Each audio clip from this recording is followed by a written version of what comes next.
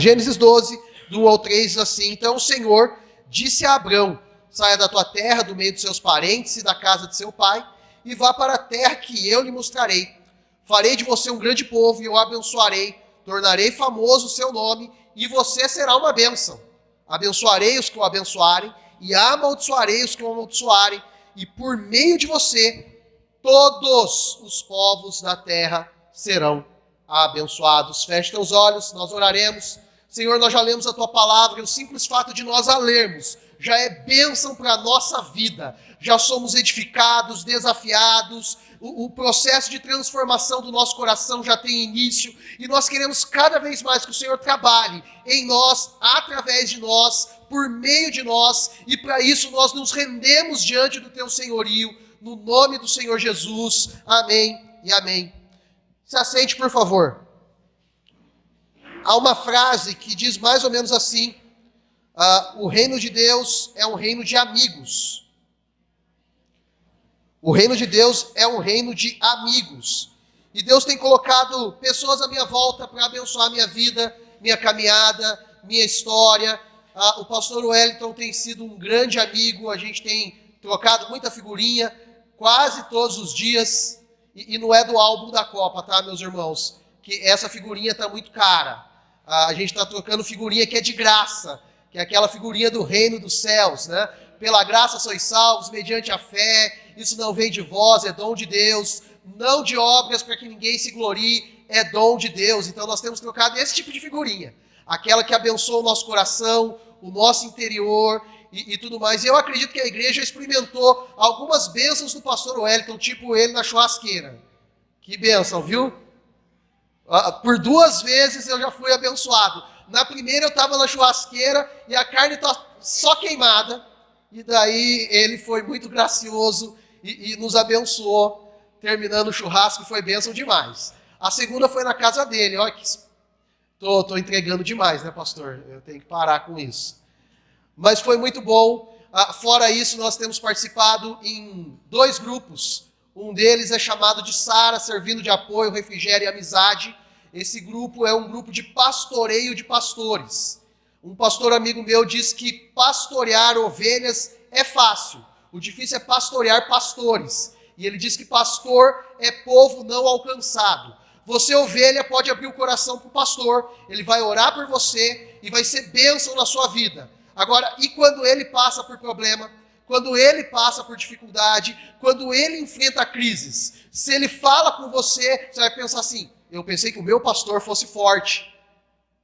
E nem sempre nós somos. Pastor é aquele que chora quando ninguém vê, é aquele que fica debaixo do chuveiro, triste, amuado, para a esposa não ver e não perceber, e só tem como abrir o coração com outros pastores. E de vez em quando é difícil até com pastores do mesmo ministério, porque eles têm medo de que puxem o tapete dele e coloquem outro no lugar.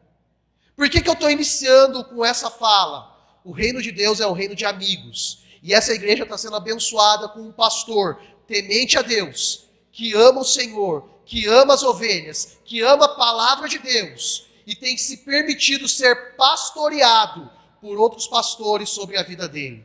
E isso não é fácil para a maioria dos pastores. Eu louvo a Deus pela tua vida, pastor, e quero honrar o Senhor pela nossa amizade, pelo carinho que há entre nós e por ver que o Senhor tem usado a sua vida para abençoar várias outras pessoas aqui. E que igreja linda! Que adoração especial nós tivemos aqui nessa noite. Que momento maravilhoso de Jesus nós já tivemos aqui. Você já foi abençoado. Eu sou pastor da igreja presbiteriana. E significa que eu não sou tão pentecostal assim, tá? Mas diz para quem está do seu lado assim: você já foi abençoado nesse lugar. Você é bênção. Amém? Nós cantamos agora há pouco assim: eu creio no que diz sobre mim. Vocês lembram? Você cantou isso. Cantou? Só que a canção, ela não é antropocêntrica. Hoje em dia essa palavra está na moda, tá?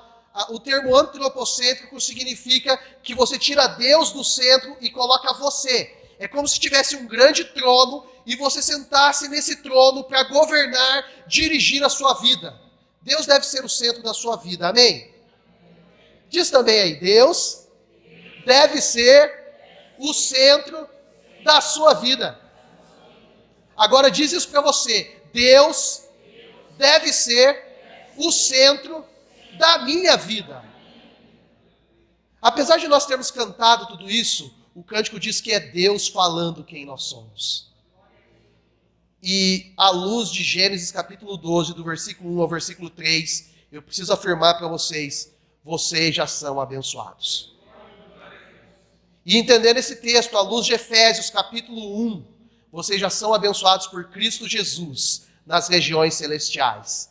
E deixa eu te dizer algo, se você pensa ser abençoado nesse mundo de bens materiais, a traça e a ferrugem corroem, ladrões escavam e roubam, mas nas regiões celestiais, por Cristo Jesus, ninguém pode tirar isso da sua mão. Nem o inimigo das nossas almas, o diabo, nem o mundo à nossa volta, e mais ninguém, porque é seu e ninguém mais tira. Quando eu olho para Gênesis 12, eu estou contando a história pela metade, porque do capítulo 1 ao capítulo 11, que é chamado de prolegômenos, conta a minha e a sua história. Não deixe as escolas por aí enganarem os seus filhos, falando que o relato bíblico da criação é uma mentira, é uma falácia. Essa história de Gênesis 1 a Gênesis 11 é a minha história e a sua história. Eu e você estamos presentes ali. Obviamente, não é literal, mas é a minha e a sua história presente ali. Deus estava contando o que Ele fez. Ele contou da criação, contou da queda, e a partir de Gênesis 4 ele trabalha com duas linhagens. Uma linhagem que segue o caminho do Senhor e uma linhagem que não segue o caminho do Senhor. Gênesis 4 conta a linhagem de Caim, aquele que matou o irmão, se afasta de Deus e vive longe dos caminhos de Deus. A história de Caim é triste, porque no final do relato dele diz que Deus nunca mais falou com ele. Pior coisa é nós não ouvirmos mais a voz de Deus. Gênesis 5 conta o relato da linhagem que permanece fiel ao Senhor. Gênesis 5 é a linhagem de Sete. Todo o capítulo 5 de Gênesis se passam 2.200 anos, até chegar ao fim nos filhos de Noé. Quando eles inserem Noé e os seus filhos, adentro em Gênesis 6. Gênesis 6 há uma mistura entre os filhos de Deus e os filhos do mundo. Toda vez que há mistura entre entre os cristãos e os mundanos, coisa ruim sai disso. Você não foi chamado para misturar-se com o mundo. Você foi chamado para influenciar o mundo e para pregar o evangelho para o mundo. Você não foi chamado para se conformar com o mundo à sua volta. E o mundo à sua volta está perdido, caótico, longe de Deus. Não se aproxime do mundo para se tornar parecido com o mundo. Se aproxime do mundo para ser sal e luz. Para usar a linguagem de Gênesis 12, para ser bênção. Para abençoar o mundo à sua volta. A gente já está falando sobre isso, né? Então fala de novo para quem está do seu lado. Você está nesse mundo para abençoar as pessoas à sua volta. Amém. A partir de Gênesis 6, você tem aquilo que é chamado de dilúvio. E novamente, não permita que o mundo à sua volta diga que o dilúvio é uma mentira. A medida do monte mais alto do mundo é aproximadamente 8.500 metros, aproximadamente. E diz que a arca de Noé ficou 7 metros acima desse monte. Quando as águas começam a baixar, a arca está numa região montanhosa chamada de Ararat, especificamente sobre o monte, mas tem uma cadeia de montanhas ali. Aquela região tem 7.000 metros de altura do nível de onde a arca foi construída. Deus mandou juízo, mas usou uma família para sustentar e preservar a humanidade. E se você está aqui hoje, é por causa desse milagre lá no dilúvio que chegou e alcançou até a sua vida. Nós queremos milagres sobre nós, mas o fato de estarmos aqui já é milagre, a partir do que ele fez lá no dilúvio. Daí você tem Gênesis 6, Gênesis 7, Gênesis 8, Gênesis 9. Quando eles saem da arca, infelizmente eles caem, eles pecam. E daí de novo, você tem uma dicotomia entre a linhagem dos filhos de Noé, Sem, Cam e Jafé. Um deles é amaldiçoado pelo próprio pai, e um deles tem que servir esse. O outro é uma linhagem que permanece fiel. A linhagem infiel constrói a Torre de Babel. Vocês lembram?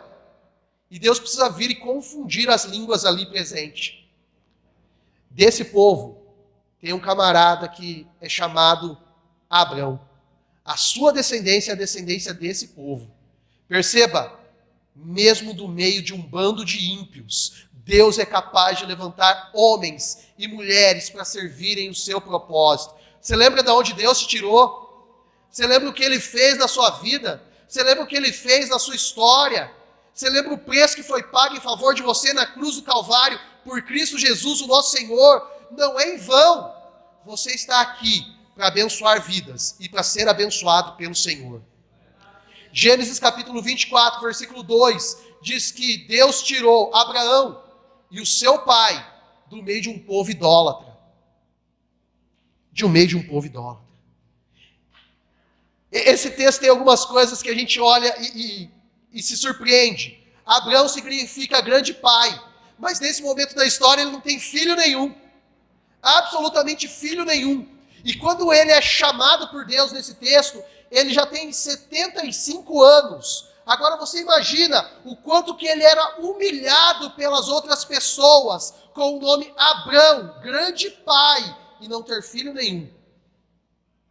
Vocês já pensaram nisso? O nome dele significava isso, mas ele não tinha filhos. Só que, olhando daqui, do ponto que nós estamos, 2022, olhando para trás, Abrão foi um homem de Deus. Há 3 grandes religiões no mundo que são monoteístas, que creem num só Deus. Os muçulmanos, os judeus e os cristãos. Abrão é uma figura central nas 3 religiões. As 3 religiões falam, afirmam, apontam, dizem acerca de Abrão. Isso é para engrandecer o nome dele? Não, é para engrandecer o nome de Deus. Deus falou, tornarei o seu nome famoso. Não foi Abrão que lutou por isso, foi Deus que fez. Nós podemos tirar uma lição aqui. Nos dias de hoje, há várias pessoas que querem ser famosas, reconhecidas, ter status, ter poder. Você só será reconhecido se você cumprir a vontade de Deus na sua vida, ouvir a voz dele e seguir a voz dele. O texto anterior, o capítulo anterior é a Torre de Babel, lembra? E eles queriam engrandecer o seu próprio nome. Deus desceu, destruiu a torre, espalhou eles pela terra, confundiu a língua deles, e eles nunca mais puderam ter sucesso nesse sentido. Abrão ouviu a voz de Deus, obedeceu a voz de Deus, e Deus fez o nome dele reconhecido até os dias de hoje. Mas há um nome que é muito maior do que o nome dele. É o nome pelo qual ele foi chamado. E eu não posso deixar de falar desse nome. Esse nome é Jesus Cristo. Esse é o nome que deve ser pregado. Nós corremos um sério risco de toda vez quando a gente prega sobre algum personagem, destacar aquele personagem. Mas Abrão é tão pecador quanto eu e você. E a partir do versículo 4 mostra isso para mim e para você. Ele ouve a voz de Deus, ele obedece, ele vai para a terra onde Deus mandou. Só que no versículo seguinte, ele sai da terra que Deus mandou. No versículo 9, ele está em Negueb. Sabe o que é o Negueb? Negueb é um deserto. Ele fugiu da onde Deus mandou ele ir. No versículo 10, ele vai para o Egito, um povo pagão, um povo ímpio. E Deus não tinha mandado ele até lá. Por que eu preciso lembrar isso para mim e para você? O único que não teve pecado foi Jesus Cristo. Abrão está nesse texto para apontar para Jesus. Você está aqui porque a sua vida é para apontar para Jesus de Nazaré. aquele que te salvou, aquele que perdoou o seu pecado e aquele que tem uma nova vida para você. Alguns teólogos, quando leem esses versículos, eles entendem que é nesse versículo que começa a igreja. Só que costumeiramente nós gostamos, ou pensamos, ou aprendemos, até os dias de hoje, que a igreja começa com os apóstolos, pós a morte, ressurreição e ascensão de Jesus Cristo. Só que o que é uma igreja? Igreja é um povo chamado por Deus para uma missão. Igreja não é clube social. Igreja não é um local que você vem aqui porque você simplesmente se sente bem ou em paz. É gostoso quando a gente se sente bem. É gostoso quando a gente se sente em paz aqui. Mas tem algo que Deus faz conosco nesse lugar e nesse ambiente. Ele está aqui para mexer com o nosso coração. Porque, via de regra, o nosso coração é um coração de pedra. E ele precisa ser trabalhado, transformado, modificado, para que seja um coração à semelhança do Senhor Jesus. É isso que Deus faz com Abraão. Ele chama, e a partir dele tem uma descendência, um povo que segue a voz de Deus e deseja ouvir a voz de Deus. Significa que a igreja é perfeita? Não, não é mesmo. E só será perfeita quando Jesus Cristo voltar e levar para si o seu povo. Enquanto isso, nós lutamos, batalhamos e vivemos aquilo que Deus chamou para que nós vivamos. Então, dito tudo isso, eu tenho alguns pontos para falar do texto, tá? O primeiro deles, e eu pretendo ser rápido. Primeiro, a voz de Deus é um chamamento eficaz. O versículo 1 começa dizendo assim: então o Senhor disse a Abrão. Quem falou, igreja? Falou para quem? O que Abraão faz? Ouve. Quem fala, quem chama, quem diz é o próprio Deus. Teologicamente, o termo específico para isso é vocação eficaz. Eu vou explicar o que é vocação eficaz numa frase. Deus é um caçador implacável e ele vai chegar até a sua presa. Você está aqui e pensa que foi por você? Foi não. Foi Deus que capturou seu coração. Foi Deus que está amolecendo o seu interior. Foi Deus que está trabalhando na sua vida. Foi Deus que está trabalhando em você e através de você. É Ele que faz, é Ele que alcança, é Ele que opera. Descansa nisso, viu? Se você está nesse lugar e está ouvindo a voz de Deus, descansa nisso. Você está no lugar certo. Teve um movimento por volta do ano 1517, para ser mais exato, que é chamado de Reforma Protestante. Os protestantes começaram a falar que toda vez que um homem falava acerca de Deus por meio de uma pregação, ele é vox Dei. Ele é voz de Deus. Toda vez que nós estamos aqui, pregamos, anunciamos, lemos a palavra de Deus, explicamos ela, nós somos arauto do Senhor, voz de Deus a falar aos nossos corações.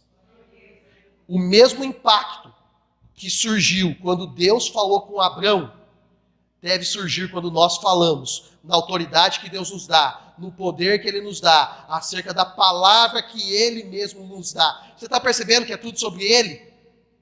É sobre o que Ele faz. Não é minha habilidade, não é minha competência, é aquilo que Ele tem colocado nos nossos corações, e a gente só reverbera isso. É como se a gente apertasse o play e reproduzisse aquilo que Deus deseja falar conosco. Quando Deus falou com Abrão, coisas aconteceram. Lembra, eu já citei aqui Josué 24. Ele era pagão. Ele era pagão. Deus falou e já mudou isso.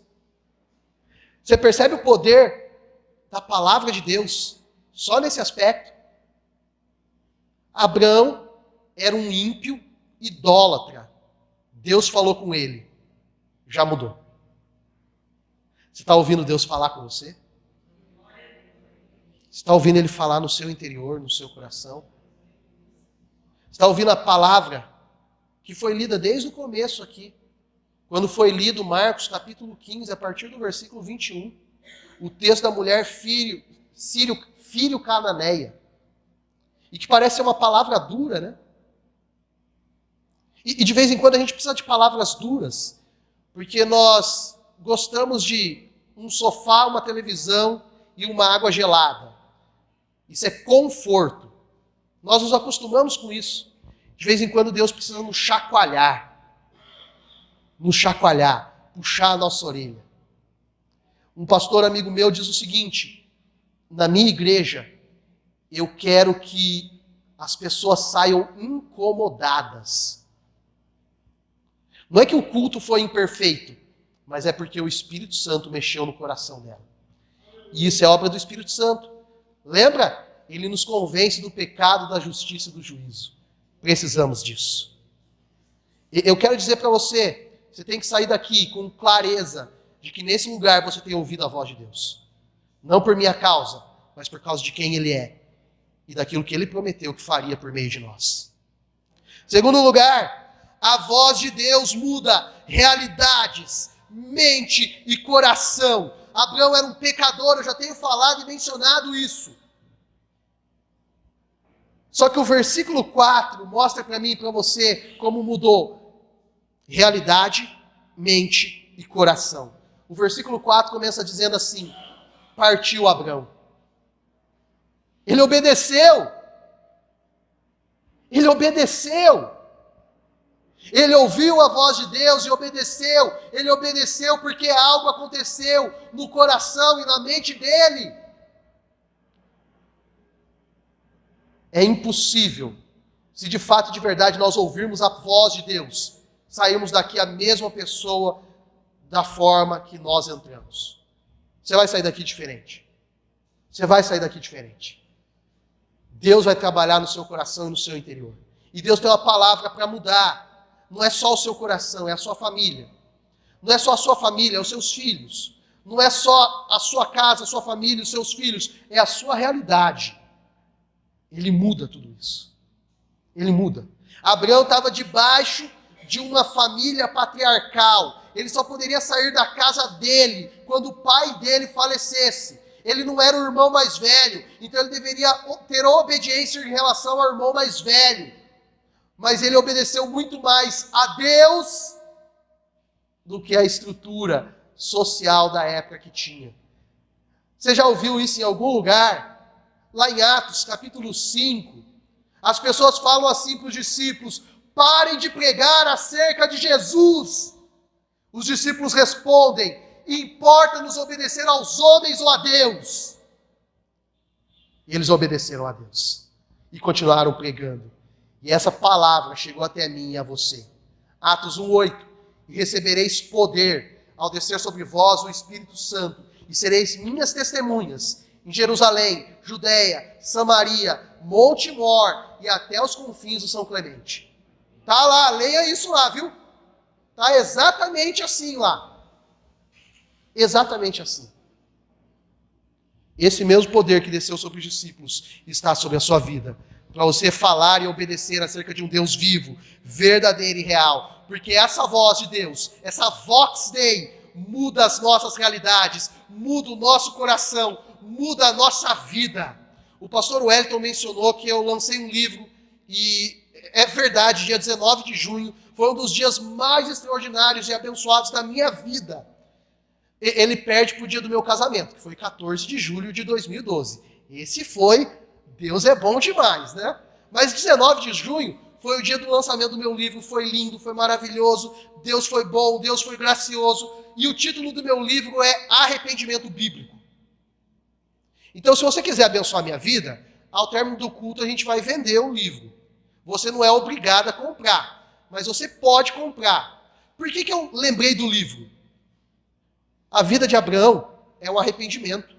Quando ele obedece a Deus, ele reconheceu o seu pecado, abandonou o seu pecado da idolatria e começou a obedecer a Deus.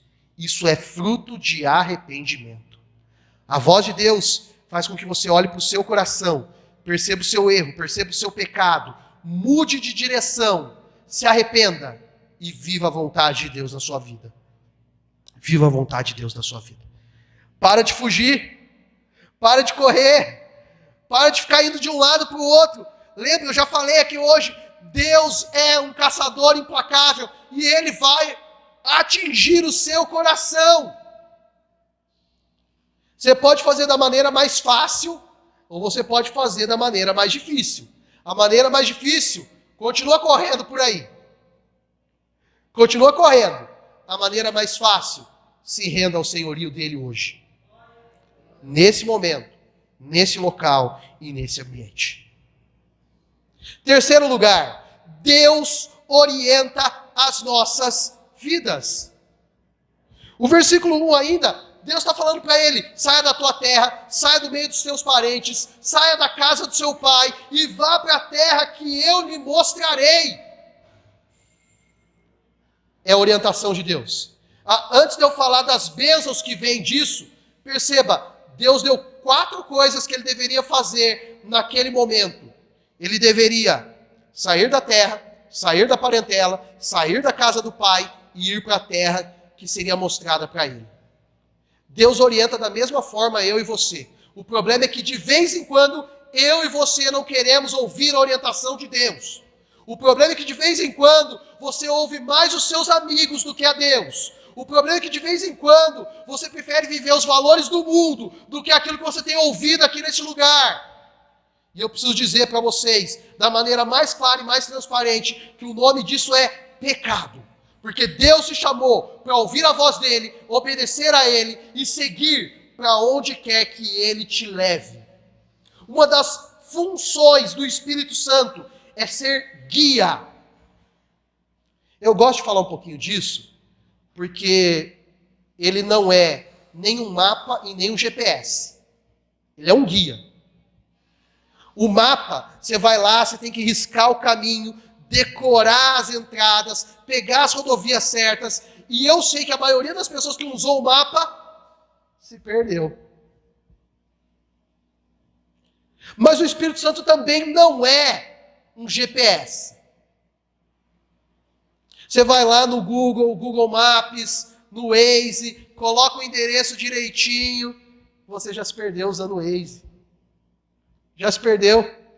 E é interessante, o mapa, ele não fala nada. O Waze ainda fala com você. Agora o guia senta do seu lado, conhece cada rua, cada esquina, vai contando detalhes, vai mostrando a rota para você, e você fica encantado com o caminho. O Espírito Santo é exatamente esse guia que te leva a obedecer a voz de Deus constantemente. Você já leu a palavra de Deus e se sentiu maravilhado assim? Você passou da superficialidade do Salmo 23. Por que é superficialidade? Porque você sabe de cor. De vez em quando você se acostuma com algumas coisas que você sabe de cor. E você não percebe a maravilha que é esse Salmo. Ele está dizendo que ele é o seu pastor. Ele não está dizendo que é o teu trabalho. Ele não está dizendo que é o seu dinheiro. Ele não está dizendo que é os seus parentes. Ele não está dizendo que é o mundo. É o Senhor. É o seu pastor. Coisas extraordinárias acontecem quando Deus é o nosso pastor. Só que ele continua, de nada eu terei falta. De nada eu terei. Essa é a melhor tradução do Salmo 23, tá? Ele é escrito em hebraico, a maioria das Bíblias tem assim, o Senhor é o meu pastor e nada me faltará. O correto é, de nada terei falta. Sabe por quê? Quando ele é o seu pastor, ele é suficiente na sua vida. E nós precisamos aprender a que Deus seja o suficiente para nós. De vez em quando vai faltar o dinheiro. De vez em quando a casa não vai ser dos seus sonhos, nem o carro. Mas se Deus for o suficiente, o seu coração tem contentamento, alegria naquilo que Ele te deu. Nós somos demais murmuradores e nós precisamos do Espírito Santo para termos um coração grato, porque Ele é o nosso guia. Ele orienta as nossas vidas, Ele conduz os nossos passos, Ele diz aonde nós devemos ir, como nós devemos ir. Só que eu e você deixamos isso de lado. Até orar pelo alimento a gente não ora mais. Orar antes de dormir, então, esquece. A gente precisa retomar, ter algumas práticas. Senhor, é esse emprego que o Senhor quer para a minha vida? Senhor, é esse relacionamento, é esse namoro que o Senhor quer para a minha vida? Pai, como que eu devo criar os meus filhos? Deus, onde eu devo morar? Mas não é só orar, é orar e esperar a resposta. Porque Ele fala, lembra? A voz de Deus. Eu gosto do Salmo 19. Os céus proclamam a glória de Deus, e o firmamento anuncia a obra das suas mãos. Um dia discursa outro dia, uma noite fala outra noite. Não há sons, não há palavras, mas por toda a terra se faz ouvir a sua voz. Você lê esse texto e pensa assim: a criação adora a Deus. A criação louva a Deus. Só que Paulo interpretou esse Salmo 19, lá em Romanos capítulo 10, como a voz do Espírito Santo, que ecoa por todo o canto e por toda a face da terra.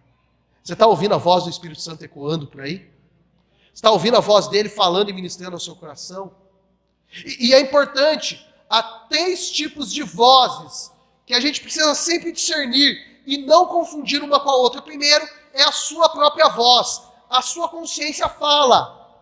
Não confunda a sua voz com a voz de Deus. Não confunda.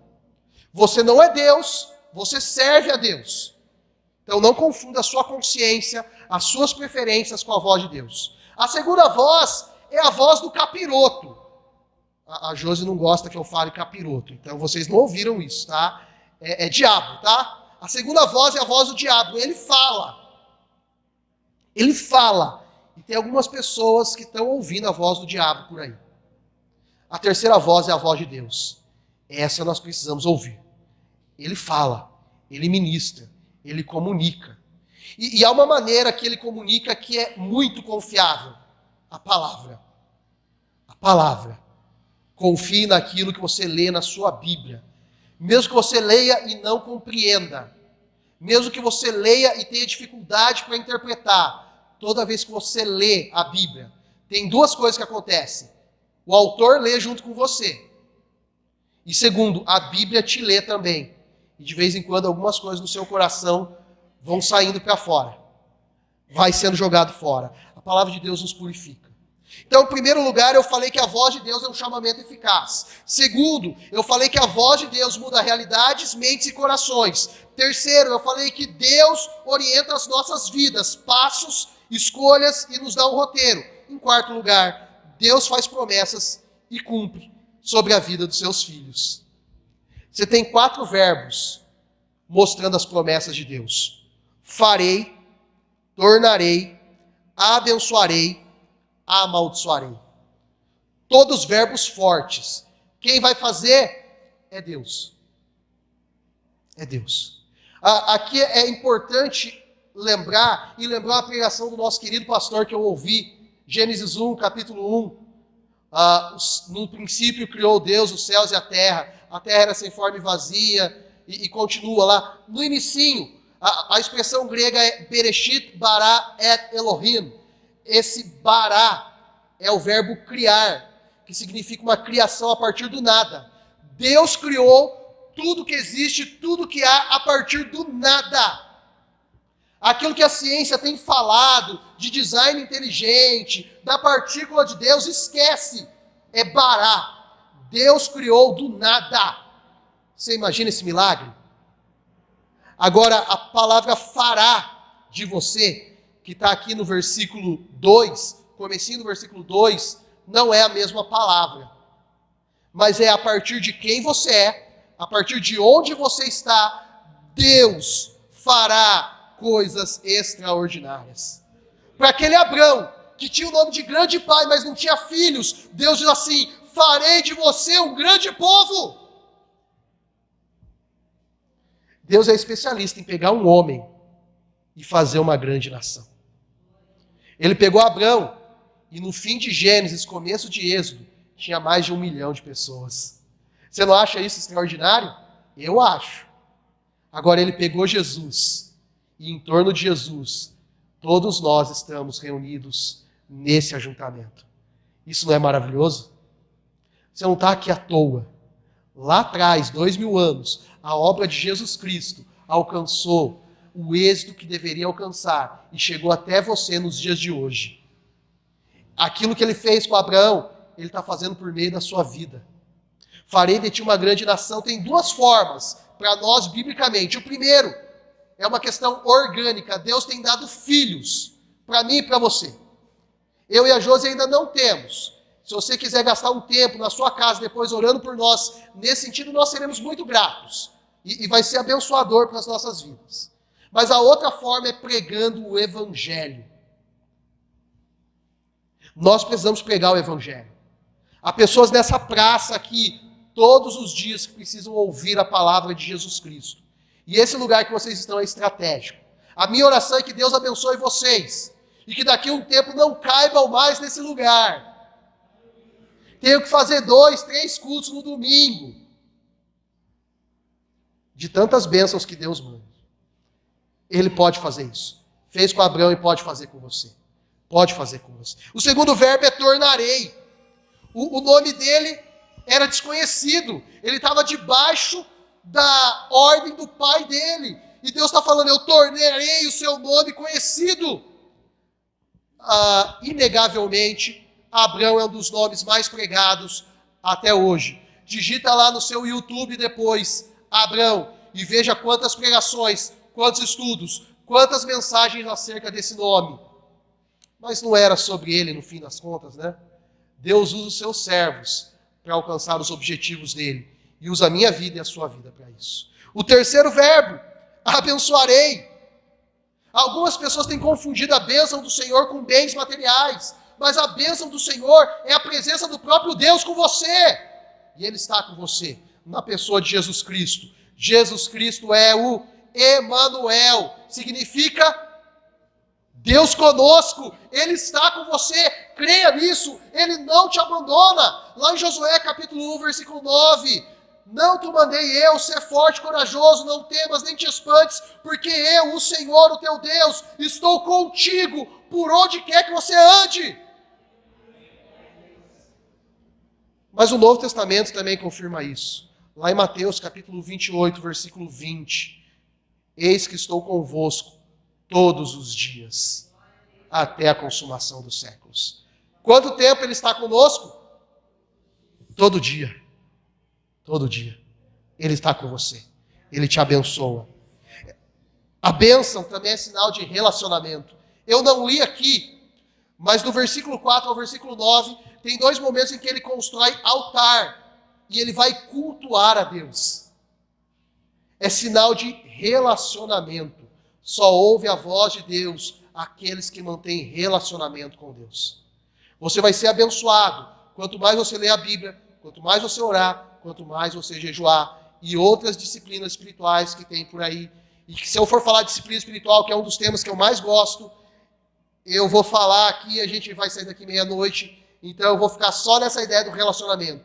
Mantenha relacionamento com Ele. Lá em João 15, repete mais de 10 vezes a palavra permaneçam em mim. Permaneça nele. Tenha relacionamento com Ele. Viva com Ele. A quarta palavra, amaldiçoarei. Aqueles que são contrários aos planos de Deus, Deus não está abençoando. E não vai abençoar. Perceba, eu não estou falando que os ímpios agora, as coisas não vão acontecer na vida dele. Não é isso. Mas tudo aquilo que não colabora para o plano de Deus, não vai para frente. Do versículo 10 ao versículo 20, ele vai para o Egito. Ele não devia ter ido para o Egito. Quando ele vai para o Egito, ele mente, fala que a esposa é irmã. E daí vem maldição para o Egito, para Faraó e para a família. Por quê? Porque Abraão deveria ter filho com a esposa dele. Toda vez que nós tentamos dar um jeitinho para ajudar Deus, nós não estamos cumprindo a vontade de Deus. Dito isso, eu preciso falar em quinto lugar. Deus nos usa em prol de uma missão. Você está aqui porque você tem uma missão. E apesar de eu ter falado no ponto anterior que Ele vai te abençoar, e eu creio que Ele vai te abençoar, a bênção não é o ponto central nesse texto. O ponto central é o imperativo. Na sua Bíblia provavelmente está escrito assim, sê tu uma bênção. Está assim, não está? O ser não é uma possibilidade de um pronome neutro utilizado na língua portuguesa. Esse ser tem um acento circunflexo, que é a conjugação do verbo ser, dizendo no imperativo que você deve agir dessa maneira. Isso significa que Deus está mandando você ser assim. É para você ser bênção. Ponto final. Qual é a maior bênção que você recebeu? Eu preciso te dizer que não é o seu casamento. Não é o livro que eu publiquei. E nem os futuros filhos que pela fé eu creio que Deus vai mandar para mim e para minha esposa. A maior bênção que eu recebi foi a salvação em Cristo Jesus. Não há salvação em nenhum outro nome. Atos capítulo 4, versículo 12. É só no nome dele que nós somos salvos. E no nome de mais ninguém. Absolutamente ninguém. Agora, eu e você não podemos ser egoístas e não falarmos esse nome para o maior número de pessoas possível. Mas, pastor, eu tenho vergonha de evangelizar. Você tem vergonha de pegar a pregação que o nosso pastor Wellington compartilhou com vocês no grupo, nas redes sociais e mandar para alguém? É de graça, viu? Você não paga para fazer isso. E você pode fazer isso. E essa palavra pregada tem poder para alcançar várias pessoas por aí. Você tem vergonha de vir aqui e servir um algodão doce para as crianças que passam aqui na frente? E é simples, você está abençoando. Do versículo 10 ao versículo 20, Abrão tinha a possibilidade de ser bênção para o povo no Egito, mas ele foi maldição, ele mentiu. Perceba, Abrão não é um herói. Abrão é só mais um homem de Deus que está servindo, mas está errando também. Eu e você temos a possibilidade de olhar para isso hoje e entendermos que nós podemos abençoar pessoas à nossa volta com a palavra de Deus. A palavra de Deus também pode ser a bênção nos nossos lábios, quando eu não diminuo o outro, quando eu não menosprezo o outro, quando eu não rejeito o outro, quando eu acolho o outro. No meio evangélico há uma doença que precisa ser tratada. Quando alguém peca, a gente joga pedra. Nós deveríamos acolher a pessoa, cuidar da pessoa, tratar da pessoa. Isso é ser bênção. Isso é ser bênção. Abençoar as nações, ter boas obras, praticar aquilo que Deus tem feito na nossa vida e através da nossa vida. Tudo aquilo que fizermos e colocarmos força, energia e foco, gerará frutos. Conversando com o pastor Wellington, esse local aqui, ele gastou bastante força, e com os irmãos gastou bastante energia, e com os irmãos fizeram várias coisas para que hoje a gente estivesse nesse local tão lindo e a bênção de Deus pudesse vir sobre as nossas vidas. Eu quero lembrar, tudo aquilo que fizermos e colocarmos força, energia, foco, gerará frutos. A seara é grande, os trabalhadores são poucos. Rogai, pois, ao Senhor da seara que mande novos trabalhadores. A igreja que precisa da sua ajuda, meus irmãos. Essa igreja será mais abençoada com o seu auxílio. Agora, o que Deus tem colocado de dom, talento e habilidade para que você possa usar ainda hoje na igreja. A profecia de Joel pode se cumprir a partir dessa igreja, né? As pessoas da terceira idade terão visão, proclamarão, profetizarão, ou seja, elas falarão do Senhor. Mas outros também podem e devem falar. As crianças, os jovens e adolescentes, as mulheres, os homens, os casados, os solteiros. Nós temos uma missão, sermos bênção. A bênção maior nós já recebemos. E não podemos ser egoístas de guardar ela só para nós. Igreja é igreja quando a gente pensa nos de fora. Um louvor atrativo é extraordinário, mas que esse louvor atinja o coração das pessoas. Atinge o coração das pessoas. Então eu tenho 4 aplicações para fazer e daí eu vou encerrar. Eu só vou ler elas, tá? A primeira, a voz de Deus é poderosa. Amém? Amém. Você pode dar um glória a Deus? Glória. Nós precisamos ouvir essa voz. É poderosa, não é? Ouça essa voz. Ouça essa voz.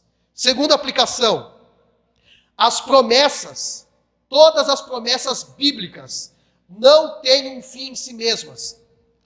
Elas apontam para Jesus. E em Jesus, todas as promessas se cumprem. nele. Você está entendendo por que ele precisa ser o centro da sua vida? Porque você precisa falar dele, viver nele. E quando nós reunimos aqui, nós cantamos acerca do que ele fez. Terceira aplicação. Há uma missão. Eu falei isso quase agora. Tem uma missão, não tem? Nós precisamos cumprir. Qual é o problema? Nós jogamos só na costa do pastor. O pastor que tem que visitar, o pastor que tem que pregar, o pastor que tem que evangelizar. Daqui a pouco o pastor vai ter depressão, burnout, crises no casamento, crises na família, porque tudo vai estar nas costas dele. Agora, se nós entendemos que essa missão também é nossa, o trabalho é dividido e coisas extraordinárias acontecem a partir disso. Êxodo capítulo 18. Moisés passou o dia inteiro recebendo as pessoas para aconselhar. Jetro chega com uma palavra de Deus. O que você está fazendo não é saudável. Por que você não coloca pessoas liderando 1000, liderando 100, liderando 50, liderando 10? E só os casos que eles não resolverem, você vai tomar a dianteira disso. O trabalho se tornou mais leve. Nós podemos abençoar uns aos outros, dividindo a carga do trabalho dentro da igreja. Dentro da igreja. Quarta e última aplicação. Uma igreja abençoada não é cheia de barulho. E eu gosto de um louvor animado. Eu gosto. Mas uma igreja abençoada, uma igreja avivada, não é uma igreja de barulho. E algumas pessoas, algumas igrejas por aí estão confundindo bênção de Deus, avivamento com barulho. Mas é uma igreja que ouve, discerne e obedece à voz de Deus. Essa é uma igreja abençoada. Que ouve, que discerne e que obedece à voz de Deus.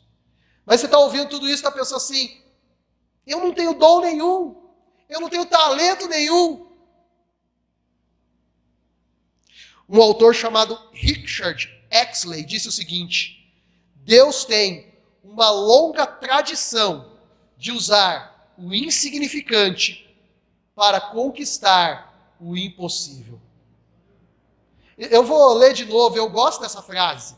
Deus tem uma longa tradição de usar o insignificante para conquistar o impossível. Você estava se jogando para baixo, dizendo que você não era incapaz, ou você entrou aqui com esses complexos de inferioridade, dizendo que o outro era melhor que você, que a outra família era mais abençoada que você. Eu quero te dizer que Deus pode realizar impossíveis na sua vida e através da sua vida. Porque Ele é Deus. Ele é Deus. Abraão estava escondido no meio da família dele, numa terra de povo pagão e adorando outros deuses. Deus usou ele. Deus usou ele. Deus usou ele. Na tua família podem ter falado que você não era capaz, que tudo aquilo que você colocou a mão não ia prosperar, que você ia patinar na sua vida o resto dela. Você precisa ouvir a voz de Deus te chamando para cumprir a missão que Ele tem dado para você. E não ouvir essas coisas do passado.